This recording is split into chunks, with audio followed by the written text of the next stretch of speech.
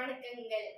திருமண பணிகளின் மங்கள தொடக்கமான பந்தக்கால் ஊன்றுதல் சடங்கை பற்றி நான் பேச வந்துள்ளேன்.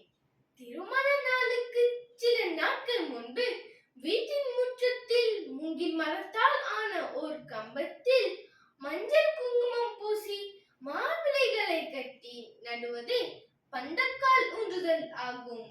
இது எங்கள் வீட்டில் சுப நிகழ்ச்சி நடைபெற போகிறது. அனைவரும் வருக என்று ஊர் மக்களுக்கு தெரிவிக்கும் முதல் அழைப்பாகும். மேலும் திருமண பந்தல் அமைக்க இதுவே முதல் காலாக அமையும்.